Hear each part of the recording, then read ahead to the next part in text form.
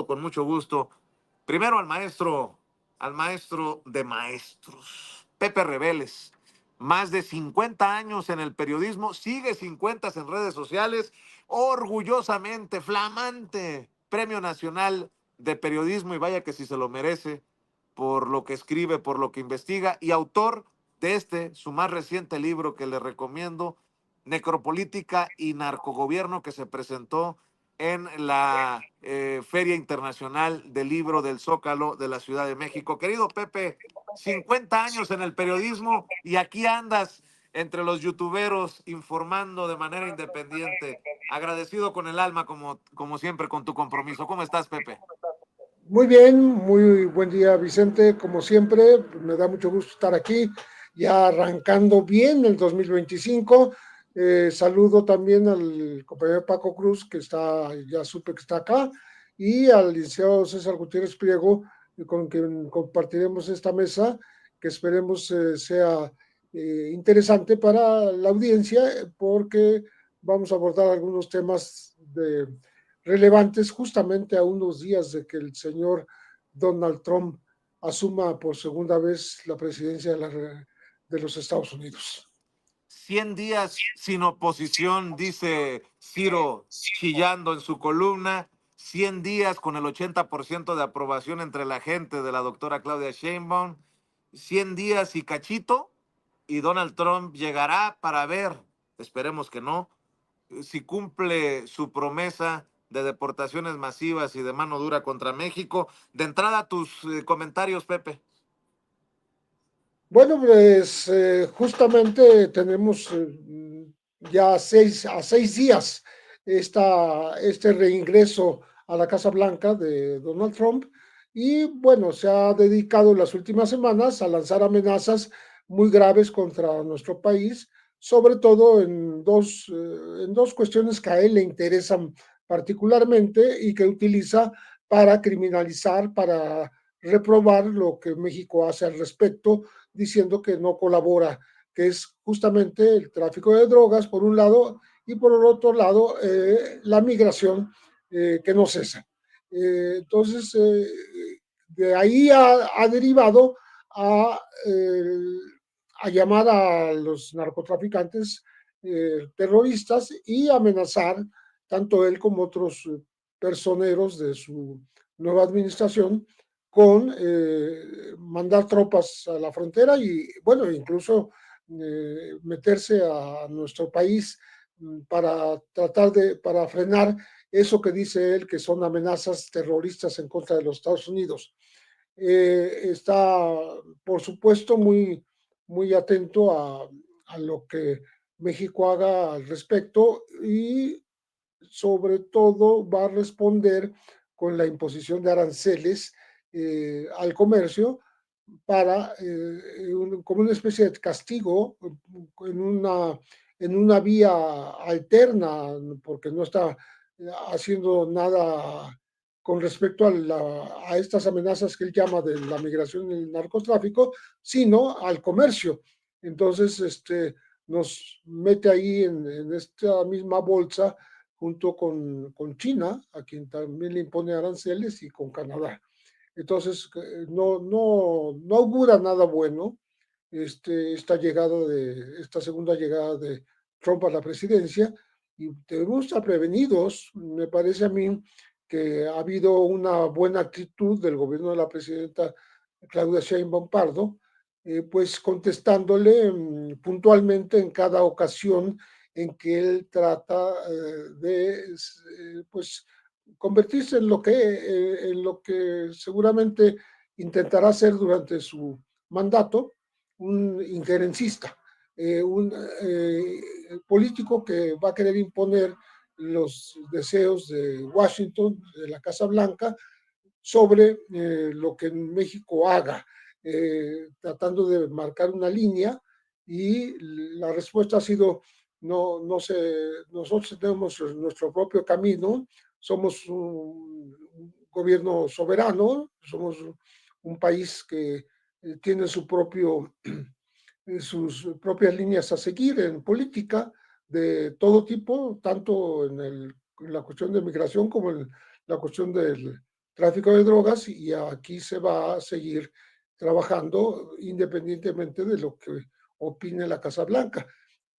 Que haya coordinación parece correcto, ¿no? Que haya buen trato, excelente, pero pues no se ve por ningún lado que sea la intención de Trump, sino que de entrada descalificar al vecino del sur porque es lo que le conviene a él en su política, pues de bravatas, ¿no? De descontar cualquier acercamiento que realmente lleve a una buena convivencia y repetir las historias de injerencismo que ha dejado en el pasado los Estados Unidos. No importa si está al frente un republicano o está un demócrata, siempre ha habido esta tentación de querer imponer pues la voluntad de la Casa Blanca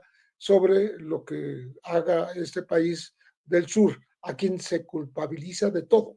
Del Río Bravo para abajo, todos son culpables y del Río Bravo para arriba solamente hay gente buena, decente, honesta y demócrata, ¿no? Esa es la premisa equivocada que maneja Donald Trump.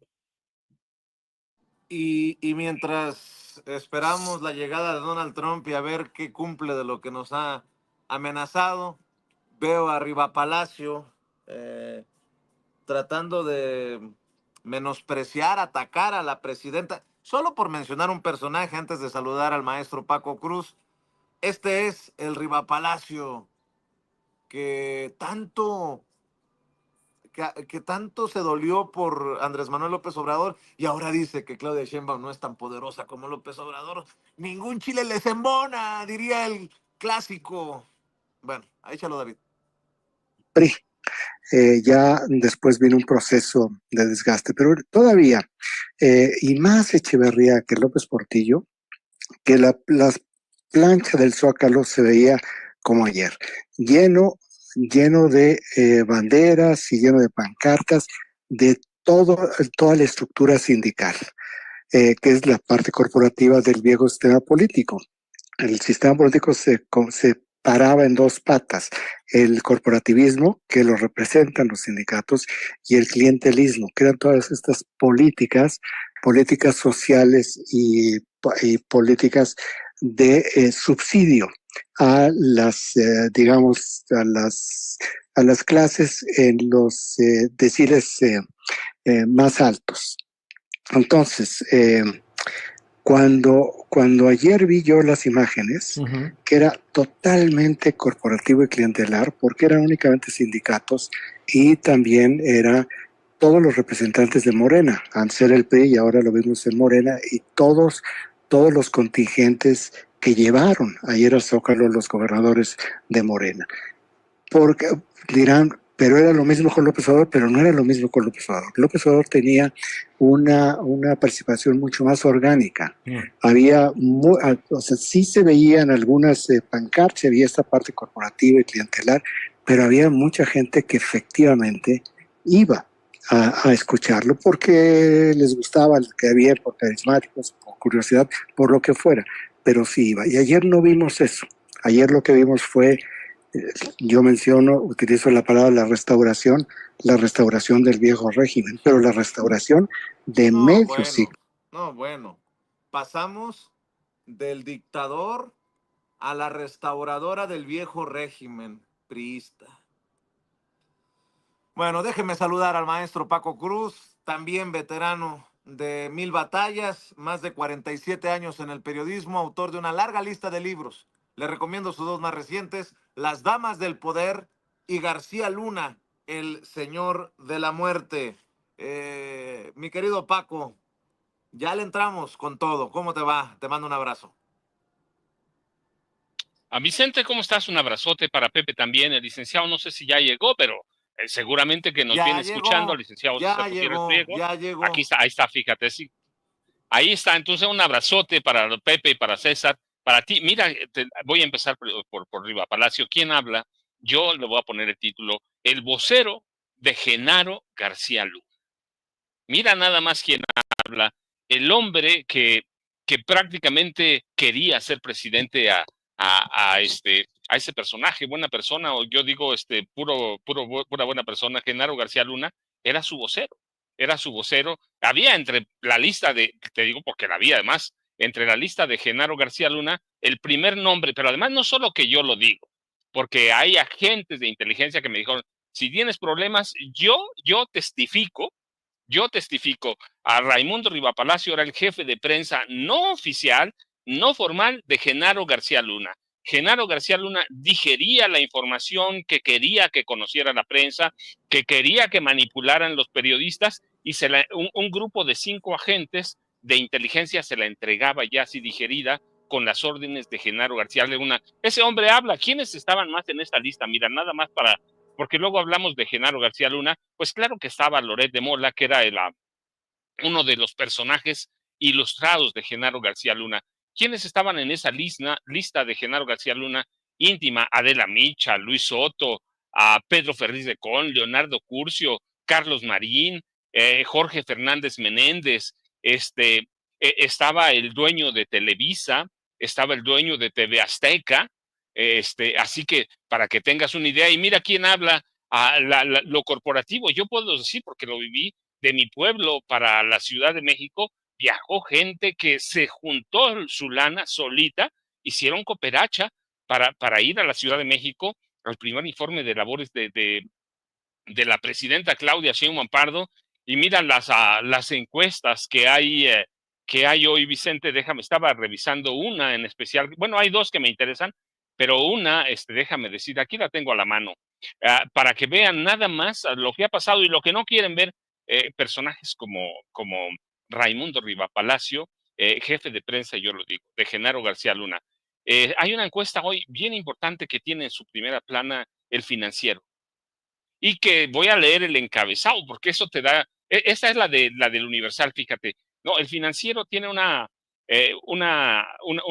encuesta que viene en primera y luego pasa, te digo, a la página, déjame decirte, te digo, porque es bien interesante ver eso, en la página 32, Vicente, del Financiero. Déjame decirte, y es del Financiero, no lo digo yo, aumenta en México confianza en el gobierno.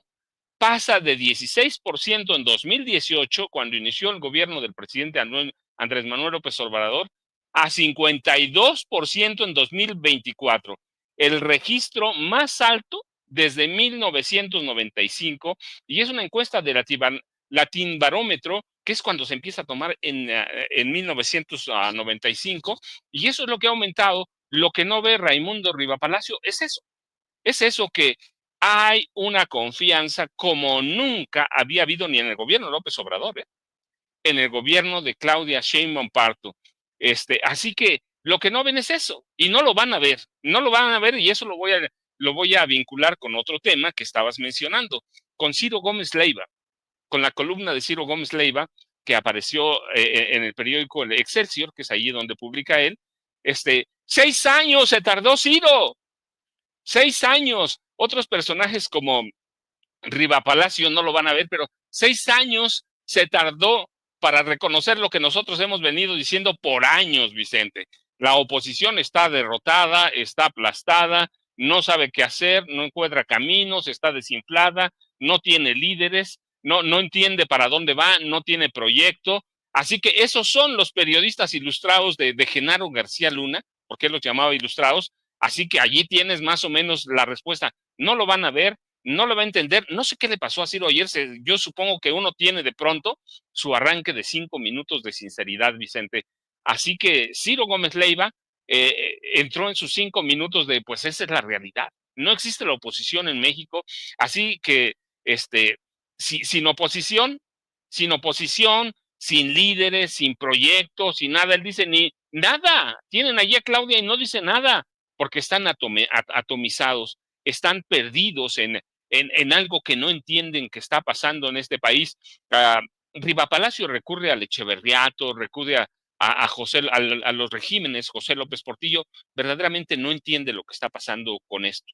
No entiende que el proceso para formar un partido es bien diferente y que comparar a Luis Echeverría, a José López Portillo con lo que pasó el domingo en el Zócalo de la Ciudad de México, verdaderamente es caer en el simplismo, pero es lo que son, caer en el simplismo, en la lucubración, no entienden lo que pasa y por eso lo vinculo con lo de Ciro. Ciro tardó 6 años en darse cuenta de lo que hemos dicho por años sin censura, Vicente. No existe oposición en este país y no entienden lo que está pasando en las encuestas. La semana pasada platicábamos, no son encuestas pagadas por Morena, pagadas por la presidenta, son periódicos, como en este caso la de Latín Barómetro, son periódicos de derecha ligados a Peña, ligados a Calderón, ligados a Fox. O sea, no son periódicos que tengan que ver con Morena o con la presidencia de la República. Son periódicos de derecha que están entendiendo que en este país Claudia, sí, ciertamente no es López Obrador, pero Claudia está trabajando como trabajaba o más que Andrés Manuel López Obrador y ya tiene su propio poder político, pero mira, vivimos en un régimen de machismo, en un régimen misógino. Aquí lo dijimos claramente, uno de los principales retos, una vez que Claudia Sheinbaum Pardo tome posesión, es destruir a aquella cultura machista, aquella cultura patriarcal que tenemos histórica, ¿va? Eso es clarísimo. Entonces, pero periodistas viejos como Raimundo, como Ciro, pues nunca van a entender, aunque yo digo, pues, ¿qué le pasó a Ciro? No lo sé verdaderamente, pero no van a entender lo que está pasando, no entienden el fenómeno del cambio en este país, no entienden la politización de la gente, no entienden nada, y justamente por eso los hace irrelevantes, Vicente, eso los hace nada prácticamente. Tienen medios, sí, abiertamente hay que decirlo, los viejos medios de comunicación, la prensa corporativa existe, está ahí en TV Azteca, Televisa, El Universal, el Grupo Imagen, El Sol, la cadena de los soles, al que vayas. Y los estados igual, hay 4 o 5 periódicos que se salvan, que son independientes, Z de Tijuana, por ejemplo, pero la mayoría de los periódicos son los mismos, la misma vieja mafia de dueños de periódicos. No entienden, no ven a entender, y yo diría lo que dicen en mi pueblo: falta les hace el chayote y se nota, Vicente. Pues yo nada más voy a decir que ahora qué van a decir de Ciro. Por menos de lo que escribió Ciro en Excelsior, nos decían pinches chayoteros vendidos, les llegaron al precio, etcétera, etcétera, etcétera. Bueno, déjenme saludar también al abogado, hermano, querido César Gutiérrez Priego, a quien saludamos con mucho gusto. Y ustedes saben que escribe una columna que se publica todos los martes en La Silla Rota, y quiero hacer referencia a ello para continuar con esta conversación. El abogado especialista en Derecho Penal, Derecho Militar y Seguridad Nacional ya llegó. 100 días de gobierno, 100 días de la estrategia de seguridad. ¿Ha dado buenos resultados? ¿No? ¿Qué? ¿Qué pasa en temas de seguridad desde la perspectiva de César Gutiérrez Priego? Ya que empezamos, mi querido César, pues vamos con todo. Te mando un abrazo, querido César. Vicente, un placer saludarte como siempre. Paco, Pepe, un placer. No me pierdo por nada, por más que tengamos trabajo, la plática que tenemos todos los martes en esta mesa de seguridad. Y sí, Vicente, mira, me parecía relevante hablar sobre el tema con todo y que ya tenía algunos días que se habían hecho muchos análisis respecto a los primeros 100 días. Si bien es cierto, hay muchos puntos que se tendrían que comentar, me centro en lo que es la seguridad. Y creo que es importante porque es uno de las áreas de oportunidad que más se ha hecho hincapié en este gobierno, porque hay que reconocer y recordar algo. Se tergiversó mucho la frase del presidente de abrazos no balazos, y lo que se buscaba era forzosamente crear una narrativa de que no se estaba yendo en contra de los grupos criminales porque no existía esa violencia desmedida que habíamos vivido en otros sexenios. Y siempre lo he dicho, ¿no? No es necesario tener nada más las armas, sino tener la estrategia, porque lo pudimos ver. en el sexenio de Felipe Calderón, se utilizó muchísimo la violencia, se desató y se sacó a las Fuerzas Armadas sin un marco jurídico, y eso lo que hizo fue crear una situación en que México parecería que estaba viviendo una guerra civil, porque la violencia creció de una forma exponencial que no se veía desde los tiempos de la Revolución. ¿Cuál ha sido el problema? Tú puedes sacar al ejército, tú puedes sacar a la Guardia Nacional, crear la Guardia Nacional, sacar a la Armada de México, pero si no tienes tú los mecanismos jurídicos para que ellos puedan estar haciendo funciones de seguridad pública, si no tienes tú las herramientas jurídicas ni utilizas de forma correcta las herramientas tecnológicas, porque hay que recordar que compraron en su momento estos detectores moleculares que resultaron ser un fiasco, que no servían realmente para detectar si se traían drogas o no, y que se detuvo a muchísimas personas que eran inocentes, pero que se utilizaban de forma en que en donde sí venían gentes con drogas, con cargamentos, no hubiera ningún problema y que pudieran pasar sin ninguna revisión, porque pues, este aparato detector molecular pues decía que no. ¿Por qué? Porque se podía manipular. Cuando nosotros entendemos que esto tiene que ser un conjunto tanto de reformas como de coordinación, como de actuar entre los diferentes órganos del gobierno a nivel federal, a nivel local, que lo que tú necesitas no es nada más sacar y llevar la violencia a diferentes regiones del país. La violencia es única y exclusivamente el contrapeso a la violencia que generan los delincuentes, y que el Estado, que es realmente quien puede ejercerla como tal de forma legal, la utiliza para contrarrestar a estos grupos criminales. Cuando nosotros empezamos a ver esto, y siendo muy claros, son los primeros 100 días, nadie ha dicho ya se acabó la inseguridad, nadie está diciendo ya la hicimos, no hay ningún problema, no, pero sí te deja las bases, porque es un pequeño corte de caja, y dices, esto es lo que hemos hecho en los primeros 100 días, es algo que se ha vuelto muy mediático y muy político, no solo en México, sino a nivel mundial, es más de países sajones como en los Estados Unidos o países europeos, pero que en México se ha tomado también la modalidad de hacer un corte de caja, de salir, informar a la gente y que vean qué es lo que está sucediendo. Me parece que ha sido tan bueno el trabajo, por lo menos en materia de seguridad, que nos da esperanza de creer que las cosas se pueden mejorar. Y eso que apenas a inicios de este año se dio la reforma al artículo 21 constitucional que le da facultades a la Secretaría de Seguridad y Protección Ciudadana para que puedan realizar trabajo de investigación. Eso pues, es una herramienta jurídica, porque la intención no solamente es salir a detener delincuentes, y es lo que yo les decía. Señalan muchos, bravo, Felipe Calderón sí salió a pelear contra los grupos criminales. Yo le pregunto a Paco y a Pepe, que salvo que ellos conocen del tema, salvo aquellos narcotraficantes de alto perfil que fueron extraditados a Estados Unidos y que la gran mayoría de ellos terminaron convirtiendo en testigos protegidos, díganme qué otro alto perfil de la delincuencia organizada en tiempos de Felipe Calderón que fue detenido, sigue detenido en México, para que vean lo que fue la farsa. Y recordamos nada más el michoacanazo, ¿no? ¿Cuál es la problemática que hemos tenido? Que muchas de esas detenciones pues no tienen el marco jurídico para cuando llegas ante el Poder Judicial se puedan fundamentar para que existan vinculaciones a proceso y, lo más importante, sentencias condenatorias en contra de estos criminales. No se daba, no tenían las herramientas, adoptaron un sistema jurídico, ¿no? En los tiempos de Felipe Calderón se inicia y se termina en los tiempos de Peña Nieto, donde los criminales sí se prepararon y llevaron ventaja, y no es porque las autoridades no tengan esa capacidad, sino que encontraron también la forma, los abogados de los grupos criminales, de ir con un sistema garantista en contra de todo lo que hace la autoridad. Y cuando tú utilizas un sistema que se supone que lo que busca priorizar es la justicia sobre la legalidad, pero le quitas la parte esencial, que es el jurado popular, pues en México nos quedamos nada más con la legalidad, y en la legalidad resulta que adaptamos un sistema que está basado en la buena fe y las investigaciones de la policía, y nuestra policía no tenía capacidades de investigación.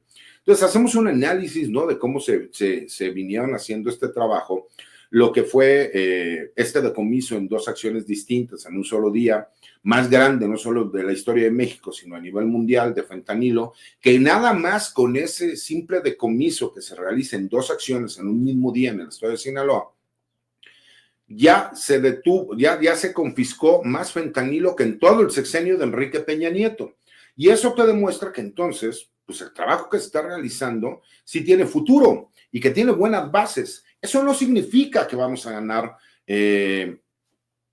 esta histórica lucha contra el tráfico de drogas. ¿Por qué?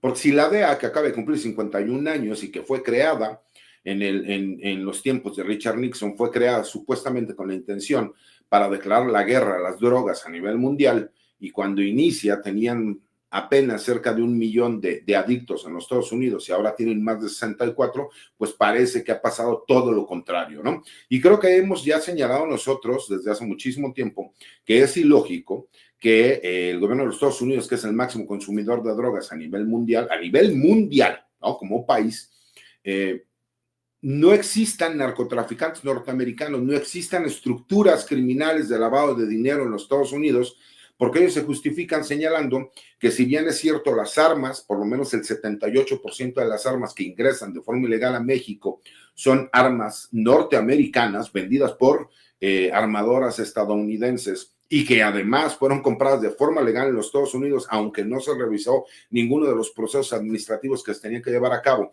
y que son las que utilizan los grupos criminales para atentar contra ciudadanos mexicanos, incluso contra ciudadanos estadounidenses, para ir en contra de las policías y de las Fuerzas Armadas en nuestro país, pues lo mismo pasa con toda esta maquinaria que tiene el crimen organizado. Entonces hago los señalamientos, ¿no?, de lo que fue el operativo Enjambre, las detenciones que se han estado llevando a cabo, que hasta ahorita todas las detenciones que se han llevado a cabo, porque han sido derivadas de órdenes de aprehensión o de órdenes de cateo, en donde cuando se lleva a cabo este cateo se puede demostrar que están cometiendo delitos en flagrancia, pues han ido aparejadas de vinculaciones a proceso, lo cual nos demuestra que por lo menos el trabajo de inteligencia y gabinete que se está haciendo hasta este momento es correcto. El que se sepa exactamente cuáles son el número de armas que ingresan al país de forma ilegal por parte de los Estados Unidos, que en promedio son cerca de 200,000. El que sepamos el número de detenciones que se han llevado a cabo de presuntos personajes ligados a la delincuencia organizada. El que veamos a presidentes municipales, sin importar del partido que sea, porque también hay del partido Morena, que es el partido en el poder a nivel federal. El que veamos a jefes policíacos que también han sido detenidos por tener vínculos con el crimen organizado, pues solamente nos da la esperanza de pensar que lo que está por venir todavía será mejor. Entonces, eso es lo que hablo en la columna, eso es lo que analizo, eso es lo que veo, porque también, como lo comentaban los compañeros, hay una clara narrativa por parte de un sector de la prensa, y me parece que estamos viendo la extinción de la oposición.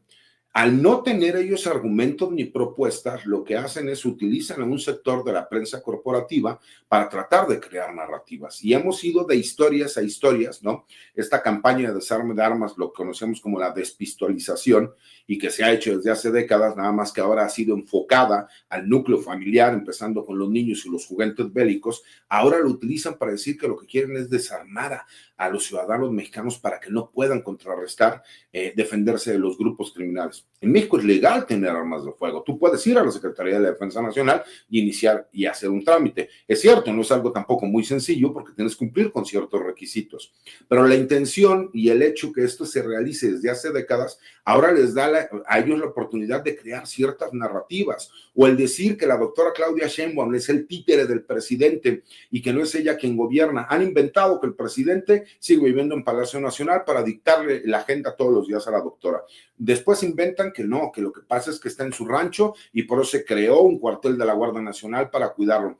Han tratado de inventar historias según sus fuentes, que siguen siendo las fuentes de Palacio, pero las que avientan agua, en donde vemos a personajes como Riva Palacio tan desesperado porque ya no hay recursos de apapacho como había anteriormente, lo que se conoce como el Chayote, a un Jorge Fernández Menéndez, o a todos estos personajes que están acostumbrados a vivir del erario, que lo único que les queda es la desesperación de sus berrinches al tratar de crear narrativas e historias que ellos mismos se retuitean, ellos mismos comentan las columnas y ellos mismos tratan de generar una tendencia, pero que la sociedad mexicana ya está tan politizada que no ha podido cuajar.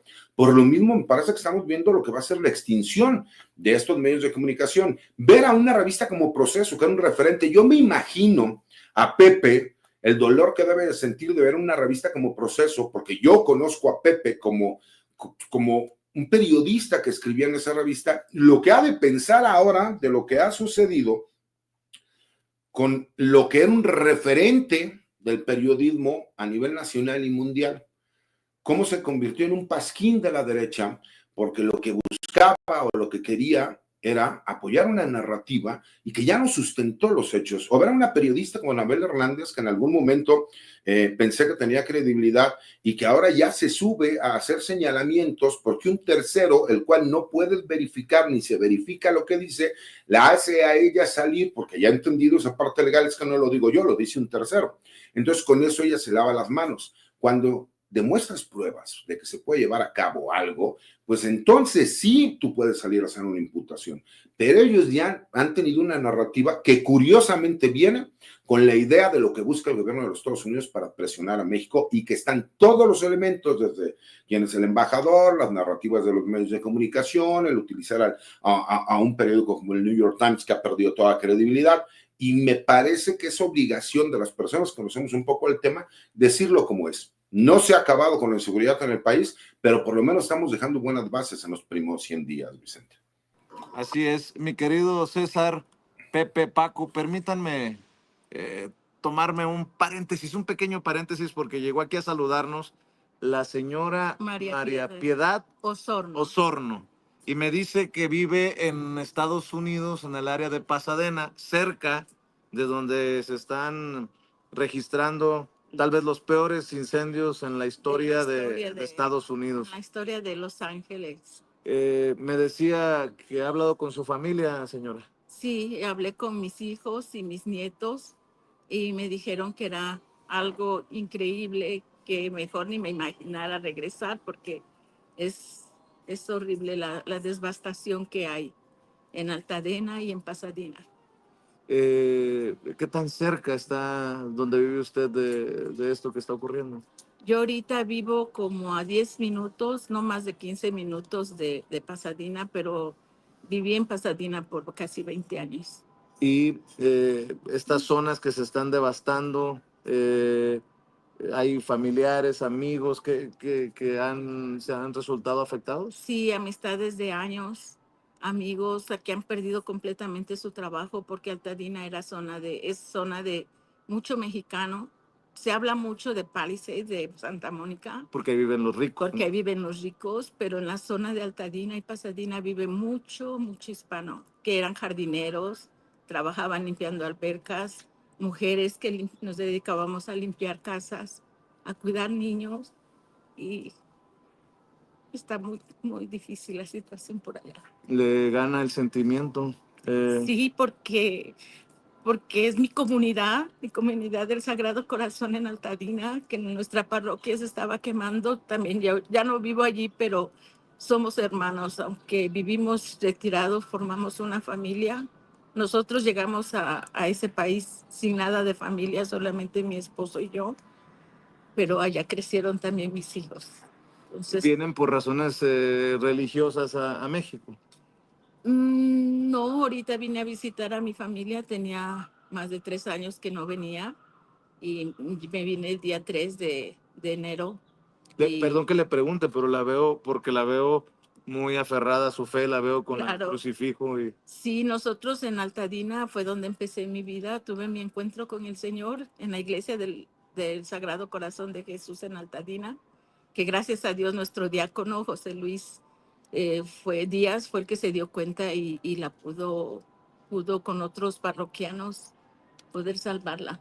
Salvaron la iglesia. Salvaron la iglesia, sí. Y qué bueno que me recuerda, porque el área de Altadena, de Pasadena, tiene muchos mexicanos, mexicano-estadounidenses. Así es. Y mucha gente que trabaja en esas zonas. Yo les decía que Pacific Palisades puede ser una zona de millonarios, pero pues ahí es donde trabaja mucha de nuestra raza. Exactamente, la mayoría de hispanos trabajamos o sea, de primera generación que llegamos, ese es nuestro trabajo, limpiar casas, cuidar niños, de babysitters, de jardineros. Gracias a Dios ya muchos de nuestros hijos son profesionistas y en el caso mío mis 2 hijos son profesores, a la gloria de Dios, que con sacrificios pudimos mandarlos a la universidad. Me tomé el atrevimiento de invitarla a sentarse a platicar unos minutos porque se acercó usted preguntándome si soy yo el el periodista, y le decía, pues mucho gusto, Vicente Serrano, gracias por vernos, y ahí le encargo que recomiende Sin Censura. Eh, lo que podemos nosotros ofrecer es ser ese vínculo entre los que estamos aquí y los que estamos allá. Le agradezco infinitamente esta oportunidad y era algo que traía en mi corazón porque he escuchado que hablan mucho del incendio que está en Malibu, pero no hablan mucho de toda la pérdida que hubo en Altadena y en Pasadena, porque fueron escuelas también que fueron incendiadas. Mi hijo es profesor de historia en una de las escuelas de Pasadena y hablaba con él en esta mañana y me estaba diciendo cómo están. No la quiero agobiar. Dos cosas antes de agradecerle. ¿Qué piensa de la ayuda que está enviando México? La presidenta ha enviado algunas cuadrillas de bomberos.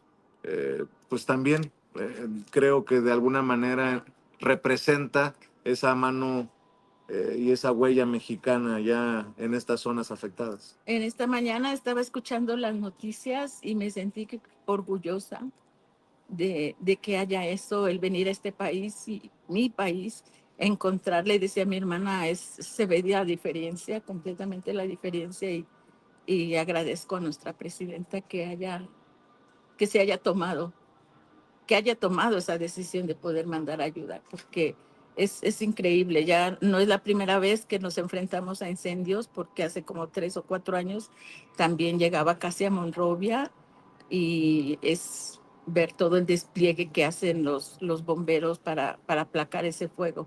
Entonces ahorita no, lo que más necesitamos es mucha ayuda para poder, y que sobre todo que bajen esos vientos que son tan peligrosos. Los vientos de Santa Ana, ¿no? Sí. Mientras suenan las campanas de la Catedral Metropolitana, alguna buena señal de que estemos platicando, Así ¿no? es, así es. Señora, usted se toma el tiempo de decir, hey, prestemos la atención también a nuestra gente.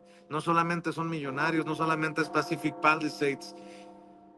¿Qué piensa del presidente que va a asumir en Estados Unidos pues, que debería, creo yo, de tomar en cuenta esa mano, que no importa si tiene papeles o no tiene papeles, que puede ayudar a reconstruir estas zonas? ¿Qué piensa de la llegada de Donald Trump y la posibilidad de las deportaciones masivas? Pues yo lo único que confío es en Dios, en que ha de conmover el corazón de este nuevo presidente. No puede ser tan indiferente al dolor, a todo lo que se está pasando, que ponga en primer plano las deportaciones. Y yo creo que todas las cosas pasan por una razón. Él se va a dar cuenta que la mano de obra mexicana o de cualquier inmigrante que llegue al país de Estados Unidos vale y es muy importante. Ojalá. Entonces, Ojalá que así sea. que lo ¿Me permite un abrazo? Claro que sí.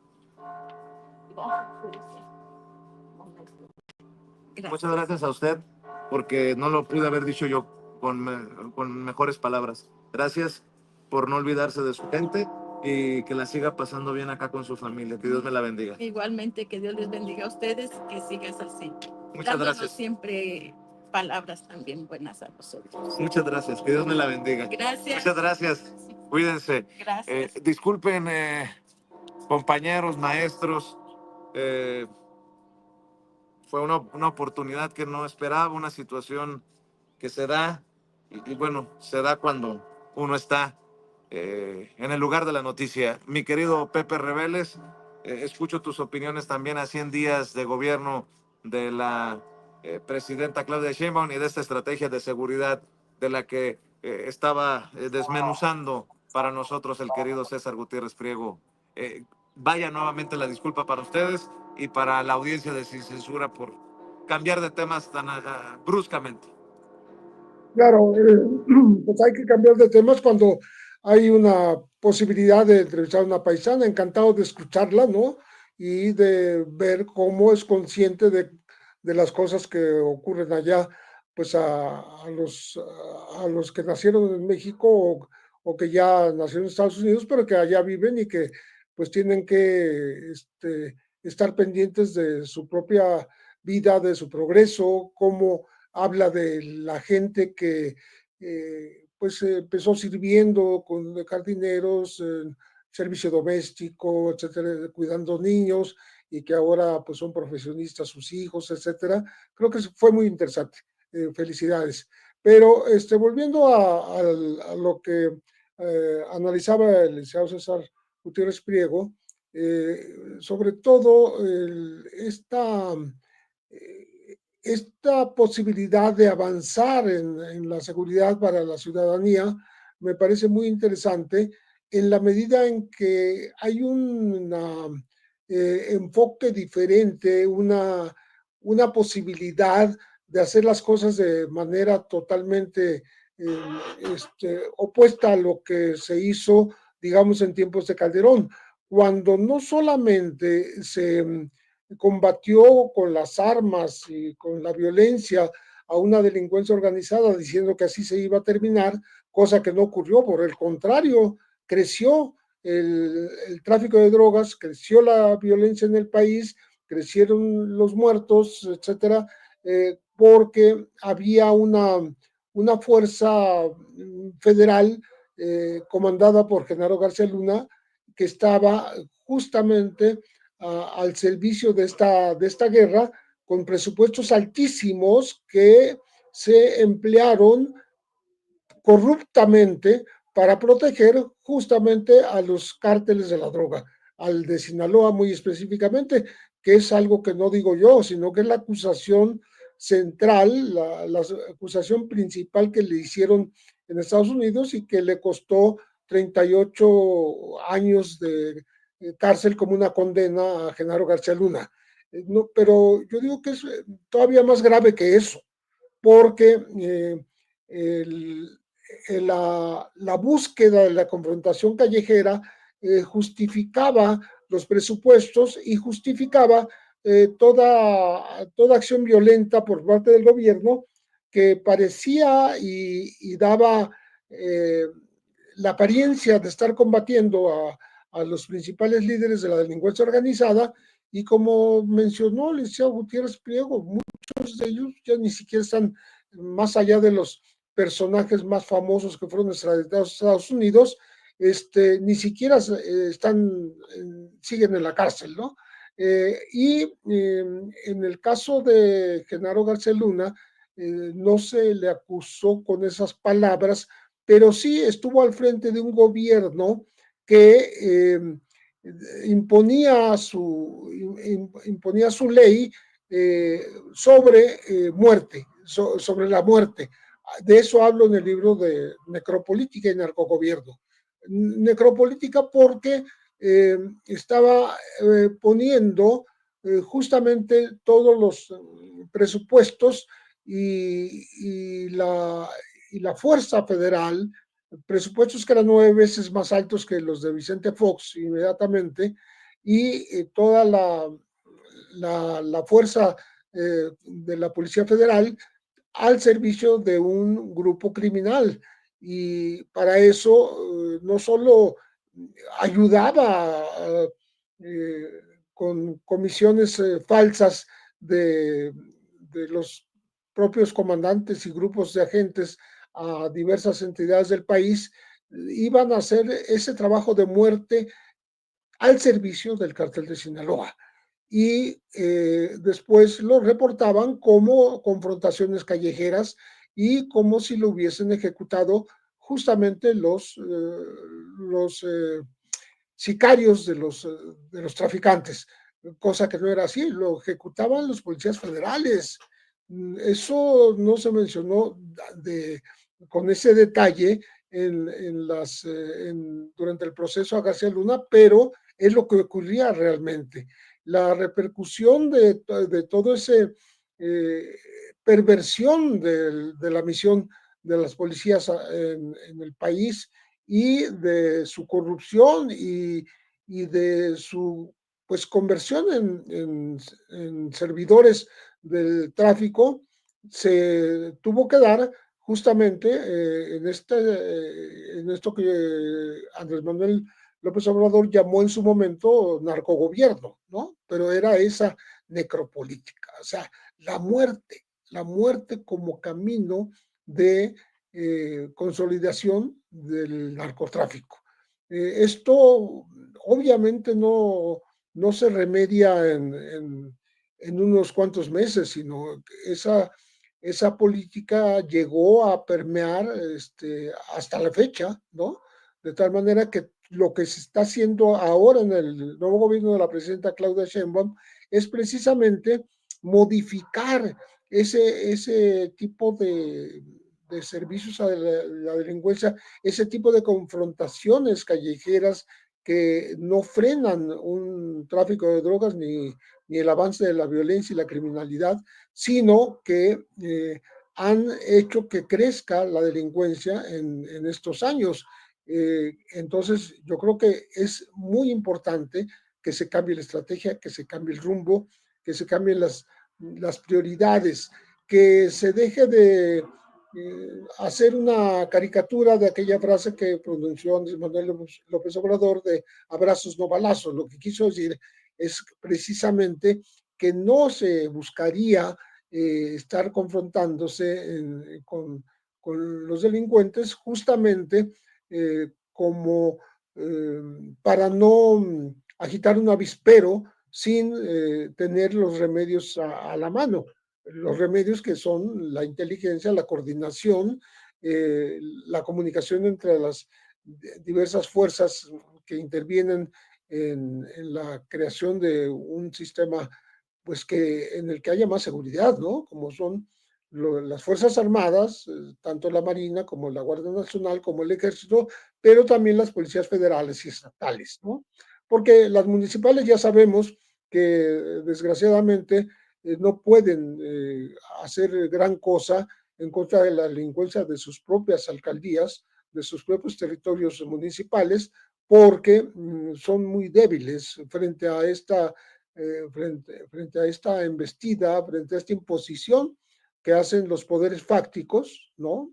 Hay muchos vacíos de poder, zonas que son dominadas por la delincuencia y que todavía no logran revertir los presidentes municipales una sujeción a lo que mandan esas delincuencias locales, ¿no? Las que, por cierto, se apoderan de las obras públicas, de la seguridad municipal y que llegan en tiempo de elecciones a poner o quitar candidatos y si no obedecen a los dictados de estos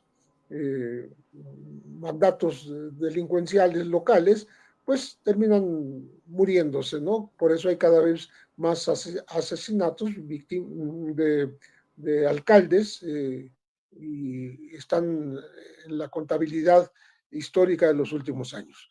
Entonces, creo que el hecho de que se pueda corroborar con cifras el avance en contra de la delincuencia y en favor de la seguridad es un buen comienzo de estos primeros 100 días del gobierno de Claudia Sheinbaum, ¿no?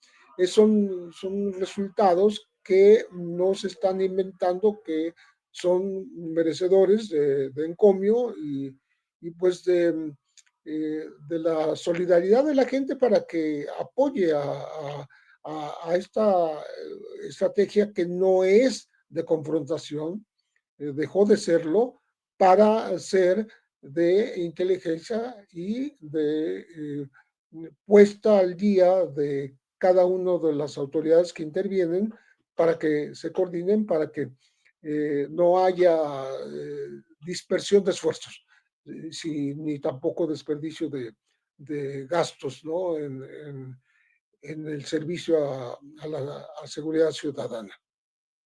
Por cierto, si me permiten dejar otros dos temas sobre la mesa antes de ir con Paco y con el abogado César Gutiérrez Priego. Hablando de confrontaciones, Pepe, Paco, César, Guadalupe Tadei, la consejera presidenta del INE, asegura que le parece extremadamente perversa la narrativa de que un juez quiera anular la participación de los ciudadanos en el proceso del 1 de junio próximo para elegir ministros, ministras, magistrados, magistradas, jueces y juezas. Esto es lo que dice Guadalupe Tadei.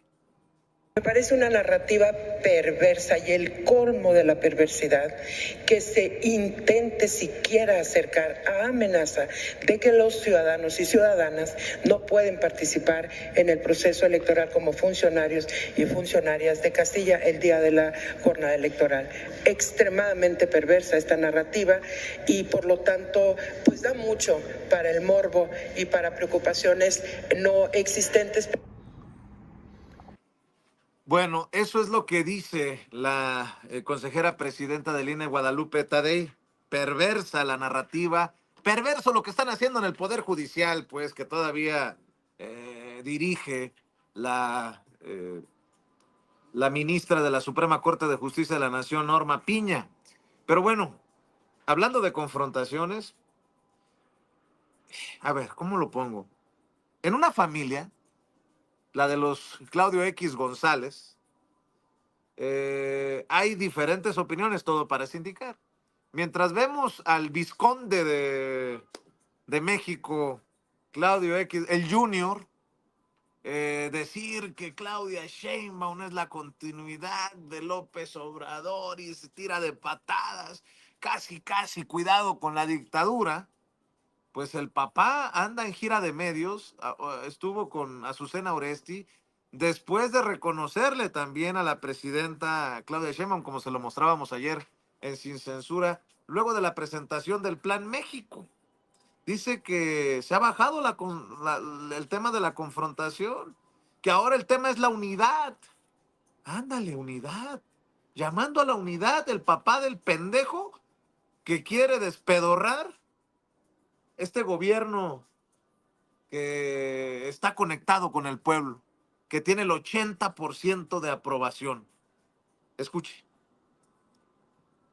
Gracia Gómez, lideresa del Consejo Asesor de Desarrollo Económico Regional, realizó 5 propuestas dirigidas a los empresarios: creación de empleos bien remunerados, valorar el comercio justo, robustecer la resiliencia de las cadenas de valor, elevar la calidad de vida de los trabajadores y priorizar la seguridad y sustentabilidad en las inversiones. Además, pidió apostar por la integración. Durante el evento, Claudio X González Laporte aseguró que la unidad de todos los sectores será clave para los retos que México enfrenta.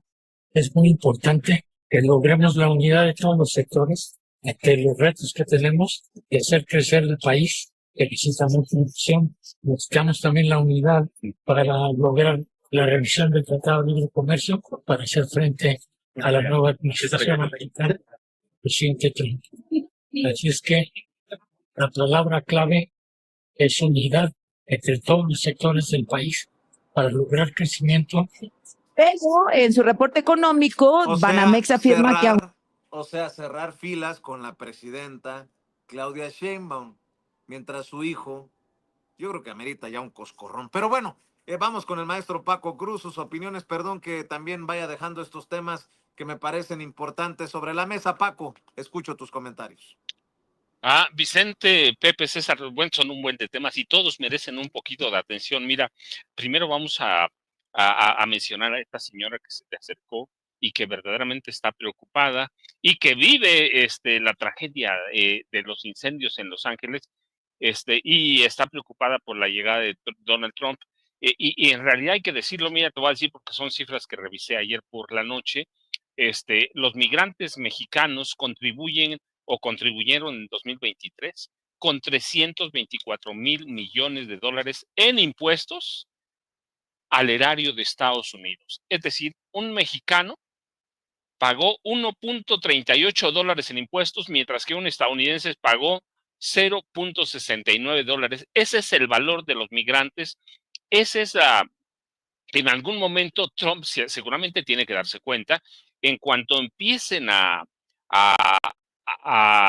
notarse las torpezas de Trump y empiece a afectar a los productores, a los emprendedores estadounidenses que contratan a migrantes, se va a dar cuenta de muchos errores. Pero bueno, eso tiene que pasar tiempo, pero estas cifras o estos datos duros nos muestran la importancia de los migrantes. En este caso hablamos de los mexicanos, pero todos los latinoamericanos son igual, gente que trabaja un buen, gente que va a mejorar su nivel de vida, gente que va a trabajar en renglones, ayer lo decía, ¿recuerdas uno de los emprendedores estadounidenses que decía, pues aquí publicamos los empleos que hay y los estadounidenses no vienen, o vienen un día y se van y nunca regresan?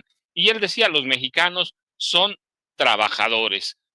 Así que lo que dice esta señora es real, pero bueno, Trump tendrá que enfrentar, que seguramente la conoce, seguramente, y yo por eso digo, de pronto, en cuestión de migración, en algún momento Trump va a afectar a productores de Estados Unidos y ahí tiene que pararle. Segundo, pues la lana, tampoco va a tener como los los casi 100,000 millones de dólares por cada millón de inmigrantes que quiere deportar a cada año hasta llegar a 11 millones en sus 4 años. Verdaderamente hay que esperarlo. ¿Va a ser cosas difíciles? Sí, lo hemos dicho. ¿Qué hay que hacer? Nada, esperar. Esperar, no sabemos nada. Hasta el día que tome posesión, vamos a saber de qué calibre van a ser los disparos contra las drogas, contra los inmigrantes, los campos de concentración, todo eso. Pero la señora tiene una preocupación legítima porque todo esto contribuyen los mexicanos, Vicente. Luego, mira, César y Pepe dieron una amplia exposición sobre lo que representan las políticas de Claudia Sheinbaum Pardo, lo que representaron las políticas contra el narcotráfico del presidente Andrés Manuel López Obrador, pero el licenciado Gutiérrez Priego dijo algo que me llamó mucho la atención, porque además conozco el tema de primera mano, porque vi los documentos, en el gobierno de Felipe Calderón, con aquella, ¿cómo se llamaba? Se llamaba, la, déjame decir, aquí lo tengo, no te preocupes, la Ouija maldita, ¿sí? La Ouija maldita, que es un capítulo muy nebuloso del gobierno de Calderón, que fue es un episodio muy vergonzoso, porque a través de un dispositivo británico, que fue ese localizador de drogas, se supone que era cerebral, de drogas, explosivos, cuerpos humanos, detector molecular se llamaba, de drogas ilegales, explosivos, cuerpos humanos y dinero. Se robaron Calderón y Genaro García Luna 50 millones de dólares, que era un artefacto que no servía para nada, que era una pistola de silicón. Eso lo descubrieron los militares, hay que darles el crédito, y por ellos se paró la compra, pero antes ya se habían robado 50 millones de dólares Calderón y García Luna. Pero ese aparatito, y el dato que quiero aportar, es que a través de ese aparatito que no servía para nada, fueron detenidas a 10,000 personas en México. 10,000 personas que no tenían nada que ver con el narcotráfico, y la orden de Felipe y de Genaro García Luna era solo aportar números para que se viera que su lucha contra las drogas estaba dando resultados. Pero con ese aparatito, el detector molecular de drogas, fueron detenidas 10,000 personas. Con los años, como pasó con el operativo en el Michoacanazo, el operativo en Michoacán, fueron liberadas, no sé si ya fueron liberadas todas, pero hasta hace un par de años todavía quedaban como 5,000, pero 10,000 personas fueron detenidas que no tenían nada que ver con el narcotráfico, con el crimen organizado, solo le pasaban el detector molecular que funcionaba con ondas cerebrales.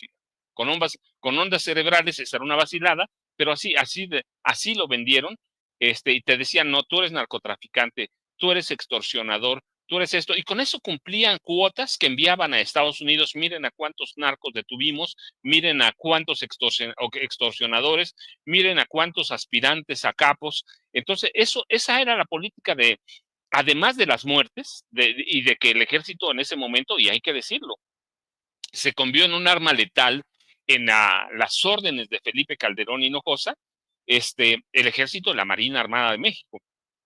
Había una política por matar, matar y matar, y detener el mayor número de personas. ¿Para qué? Para cumplir con una cuota, y eso es lo que se daba a conocer en los informes de gobierno. Eso es lo que periodistas como Raimundo Rivapalacio nunca reflejaron, nunca entendieron, porque toda la información estaba digerida por Genaro García Luna, y toda se la daba, yo te platicaba, además lo documenté en su momento.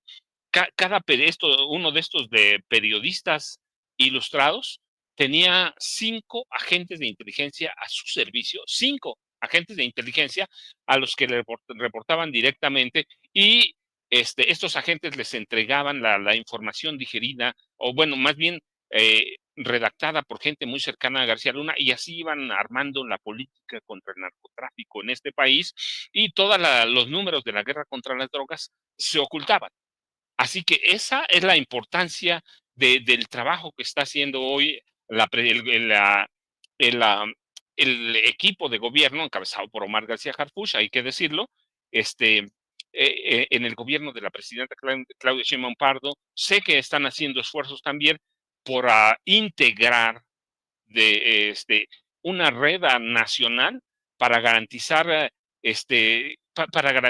perdón, una red nacional de radiocomunicación que comunique a los 3 niveles de gobierno. Eso ya se ha hecho, empezó en 1982, lo he señalado, pero es el primer esfuerzo que se hace por quitar el monopolio al ejército que tenía desde 1982 toda la radiocomunicación. Así que si había elementos corrompidos en el ejército, como pasó con Ayotzinapa abiertamente, pues nunca nos íbamos a enterar. La matanza de San Fernando, la matanza de Acteal con Cedillo, la de San Fernando con Calderón, 72 más matanzas que no nos enterábamos. ¿Por qué?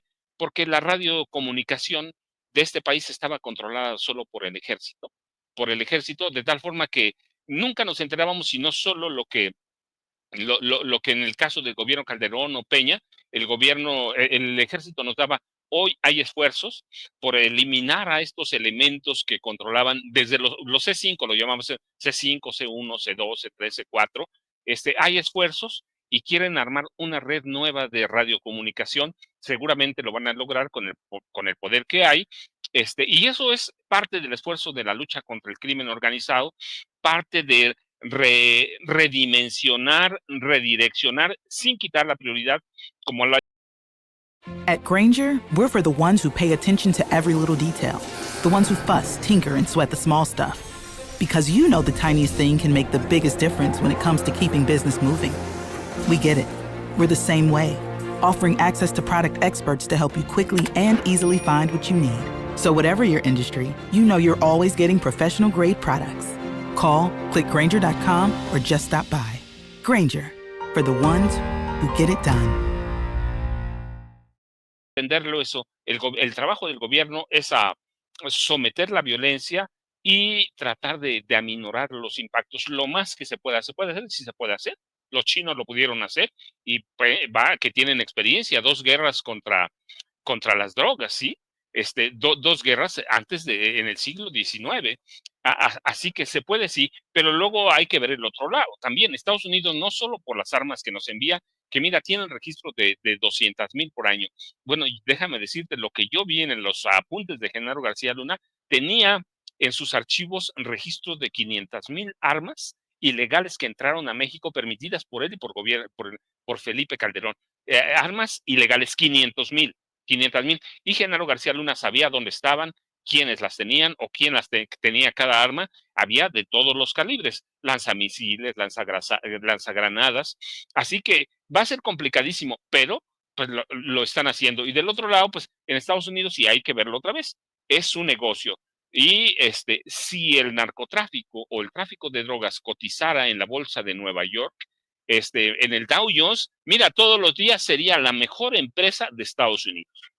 El narcotráfico es un negocio de Estados Unidos, por eso no vemos cárteles, por eso no vemos capos, por eso no vemos nada.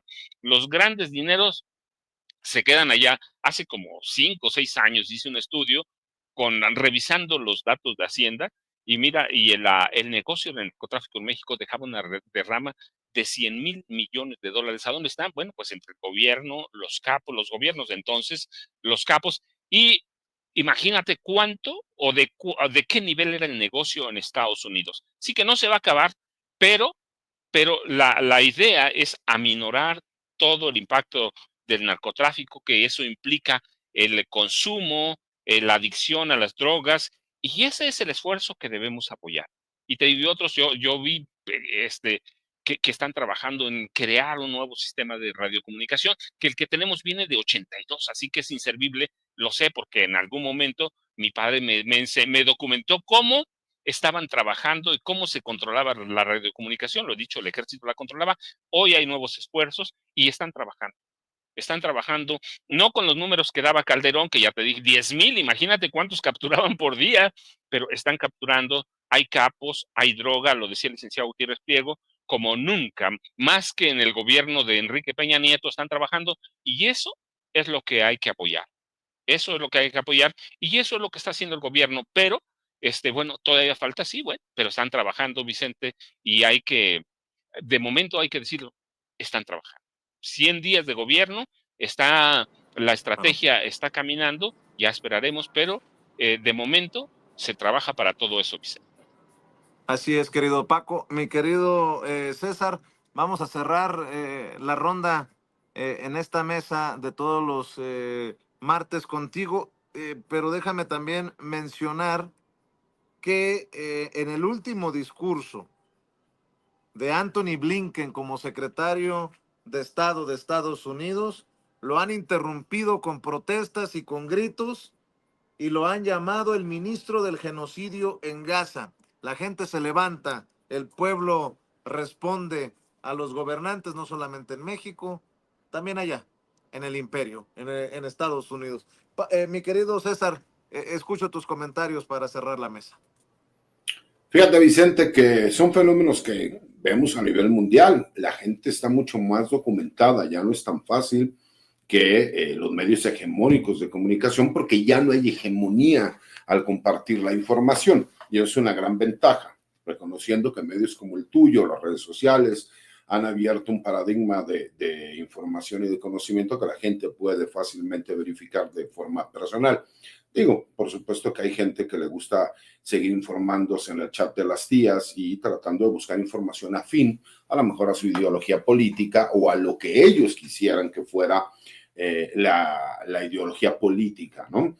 Y cuando nosotros vemos este tipo de situaciones, pues obviamente retomamos lo que hemos estado viendo. Hay tiempos de cambio a nivel mundial.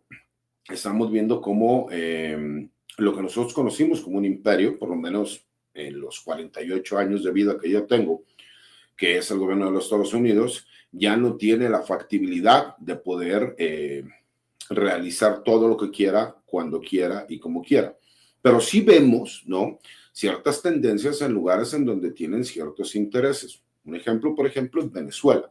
Yo no estoy muy de acuerdo con mucho del actuar del gobierno de Venezuela, pero no quita el hecho de que sabemos que hay un interés personal por parte del gobierno de los Estados Unidos por la cantidad de recursos, en específico el petróleo que tiene Venezuela, que es el país que mayor número de reservas tiene de petróleo a nivel mundial. Cuando nosotros nos damos cuenta de eso y entendemos lo que pasó en los últimos sexenios en el país, en donde se buscó forzosamente utilizar gobiernos que lo que nos hablaban era de energías limpias y que los fósiles, ¿no?, ya no iban a servir, pues era con la intención de vender las empresas nacionales a extranjeros. Llegaron a grados que ningún gobierno priista, cuando era hegemónicamente el PRI, se hubiera atrevido. Vender o intentar vender Pemex, privatizar CFE y hacer así con la mayoría de las empresas del Estado y que se manejaban recursos naturales. Cuando tú te das cuenta que pasa ese tipo de situaciones y que ahora nuevamente estamos viendo el interés por parte de un imperio, de un país poderoso como lo es Estados Unidos, de ir en específico, ¿no?, por ciertos puntos geográficos y geopolíticamente importantes que tienen que ver con los recursos naturales, como Groenlandia, como el hecho del Canal de Panamá, como lo que sucede en Venezuela, y utilizar narrativas en contra de México, porque no puedes utilizar otra narrativa que no sea hablar de los grupos criminales y del narcotráfico en el país para tratar de tener una intervención o por lo menos presionar al gobierno de México. Tuvimos un ejemplo muy claro, ¿no? Y ya lo decía algún expresidente de los Estados Unidos cuando llegó Lázaro Cárdenas, que el problema en México era que cuando llegara la democracia no iban a seguir teniendo ellos el control sobre el país. ¿Por qué? Pues porque incluso Paco lo ha comentado aquí abiertamente con datos duros, en donde muchos de los expresidentes de México, y también Pepe lo ha señalado, está corroborado que fueron agentes de la CIA y que trabajaban para el gobierno de los Estados Unidos. Y yo te puedo asegurar que lo mismo pasará con varios secretarios de Estados y que yo sigo teniendo dudas de algunos secretarios de la defensa que no se ha corroborado, pero que yo tengo duda que hayan trabajado con esta Agencia Central de Inteligencia. Cuando nosotros nos damos cuenta de esto y cuando nos damos cuenta que la gente tiene mayor conocimiento de qué es lo que sucede, cómo suceden las cosas, que no puedes tapar el sol con un dedo, pues obviamente te das cuenta de qué es lo que está pasando en realidad. Y un ejemplo claro fue lo que la paisana que se acercó ahí contigo señala. Estamos viviendo una tragedia como lo que está sucediendo en California y estamos hablando del país con la mayor tecnología del mundo o uno de los países que tiene mayor tecnología a nivel mundial, con recursos naturales y con una capacidad como para que el gobierno federal apoyara al estado de California a sofocar estos incendios. Y mejor la reciprocidad internacional por parte del gobierno mexicano y del gobierno canadiense para apoyar al estado de California es quien en estos esfuerzos están tratando de controlar lo que parece incontrolable, ¿no? Como bien lo señalaba la señora, lo que nosotros vemos en los videos es nada en comparación de lo que está sucediendo en el día a día, ¿no? Y cuando tú ves este tipo de situaciones, pues te das cuenta que hay un interés político, porque me parece que capacidad del gobierno de los Estados Unidos se habría para tratar de apoyarlo, pero políticamente a lo mejor lo que quieren es no apoyar a un gobernador que es de un partido demócrata cuando va a entrar un gobierno republicano. Me parece, porque hemos visto incluso, ¿no?, el manejo de la información, por lo menos en la red social X, anteriormente Twitter, y sabemos que Elon Musk es una persona muy cercana a Donald Trump, cuando hacen señalamientos en contra del gobernador. Eso se ha estado replicando en diferentes partes del mundo. Y no es coincidencia que esos ataques que haga Donald Trump son en específico por algunos puntos que son de interés en cuanto a recursos naturales del gobierno de los Estados Unidos. Por eso me llama todavía más la atención aquellos comentócratas, aquellos periodistas y aquellos medios de comunicación que tratan de alinear el comentario para atacar al gobierno de México, y ya son ataques tan burdos que son señalamientos, ¿no?, muy misóginos al señalar que la doctora Claudia Sheinbaum es nada más un títere del presidente Andrés Manuel López Obrador, cuando entendamos que incluso la doctora Claudia Sheinbaum llega con mejores condiciones para ejercer el poder que incluso el mismo expresidente Andrés Manuel López Obrador. Es tratar de restar esa capacidad porque lo que quieren es que la presidenta diera un manotazo en la mesa y a lo mejor fuera en contra de las políticas de gobierno que tuvo el presidente Andrés Manuel López Obrador, para tratar de que hubiera un rompimiento. Ellos saben, ¿no?, y como lo comentaba en el comentario anterior, la extinción de la oposición es más que clara. Los mismos opositores ya están creando un nuevo partido porque saben que está podrido la oposición en este país. Dime qué posibilidades tiene el PRI, dime qué posibilidades tiene el PAN, ¿no? Cuando incluso quien ahora dirige al PAN es una persona acusada de ser el líder y el creador de un grupo político con intereses inmobiliarios que se apoderó de muchos sectores de la Ciudad de México y del área conurbada del Estado de México. Cuando tú ves ese tipo de situaciones, actos de corrupción y que no conectan con la gente, pues te das cuenta que la misma oposición no tiene posibilidad y entonces necesitan ir de la mano de intereses extranjeros. Ahora la pregunta sería, ¿tú crees que ellos están sumando estos intereses extranjeros porque se les ocurrió? ¿Tú crees que vemos a personajes como Denise Dresser, que recordemos en Wikileaks salió señalada que ella era informante del gobierno de los Estados Unidos y que se hace mención también de varios otros periodistas? No es coincidencia, mi querido Vicente, mi querido Paco, mi querido Pepe, no es coincidencia escuchar ahora a Anabel Hernández salir con un discurso de que pues va en contra de Omar García Harfuch, pero curiosamente se encontró con que también la doctora Claudia Sheinbaum, cuando durante 6 años de gobierno, o un poco más de 5 años de gobierno en la Ciudad de México, nunca hubo un señalamiento de ese tipo, porque no existe para poder conectarla, ¿no?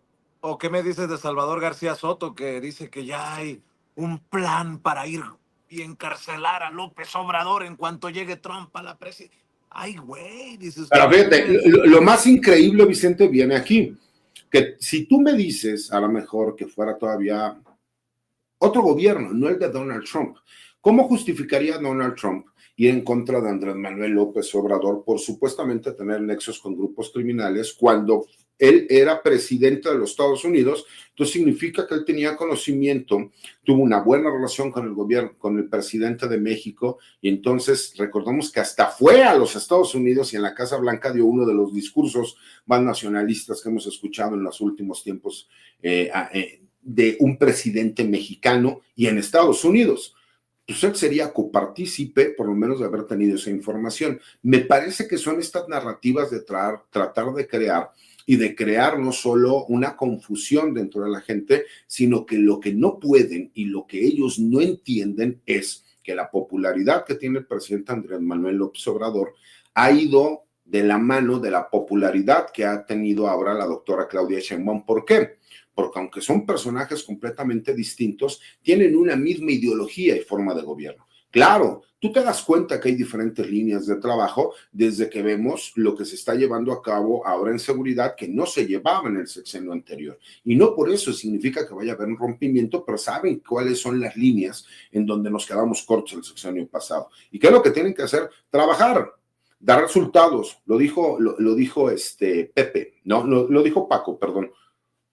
Paco no está muy de acuerdo y ha documentado y ha escrito sobre Omar García Harfuch. Y aún así reconoce el trabajo que estaba haciendo, porque el trabajo, aunque la imagen es Omar García Harfuch, lo han estado realizando cientos de miles de soldados mexicanos, de guardias nacionales, de marinos, de policías.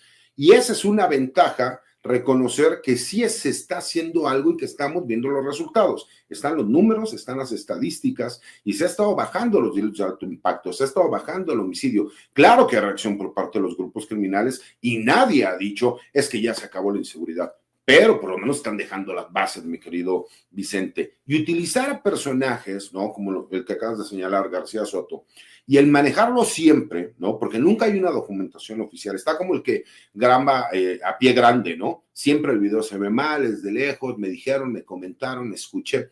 Es crear esas narrativas, porque lo que no pueden permitir es que la popularidad de la presidenta siga creciendo. Y piensan que si hay un rompimiento entre la doctora Claudia Sheinbaum y el presidente Andrés Manuel López Obrador, la popularidad de la presidenta va a venir hacia abajo. Y no pueden permitir, imagínate, que a lo mejor en las elecciones, si en este momento tiene el 78%, casi 80% de aceptación, significa que incluso los que no votaron por ella cuando fueron las elecciones, ahora están a favor y de acuerdo con cómo está ejerciendo el gobierno.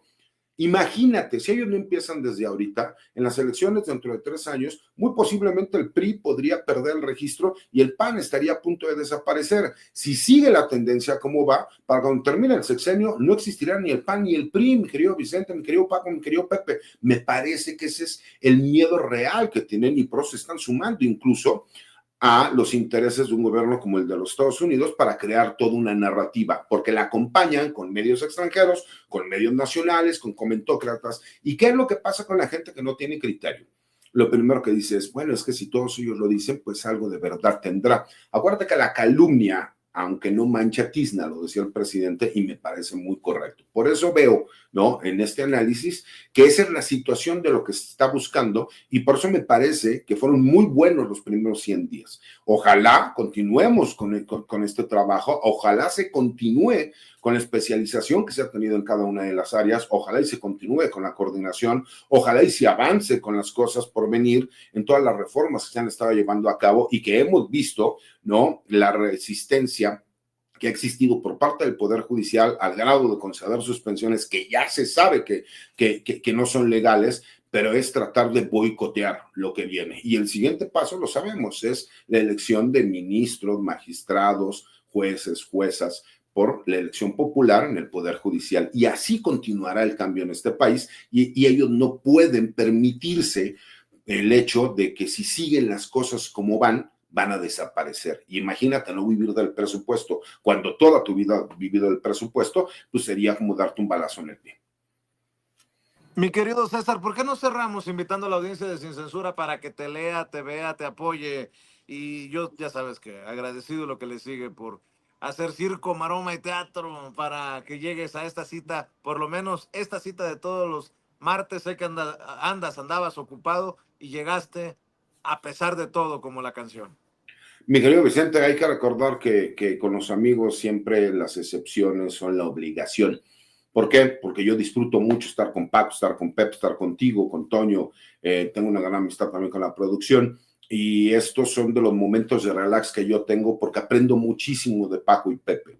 Y el poder seguir compartiendo con la gente sin censura, leer los comentarios y por supuesto las críticas también, pues nos hace entender, ser un poco humildes también, porque de repente el reconocimiento de la gente, el que te saluden, el que te feliciten, hace que a uno se le pueda ir por ahí la huira al aire, como dijeran. Y como yo tengo mi pegrillo, que es mi sacrosanta madre, y mis hijos, que ellos rapidito me regresan a la realidad, pues me gusta mucho también poder estar aquí con ustedes. Y pues obviamente los invito a leer mi columna, que escribo todos los martes en La Silla Rota, que me sigan en mi cuenta de X, anteriormente Twitter, que es @CésarGutiPri, y obviamente pues, en los espacios libres y todos los martes aquí en Sin Censura.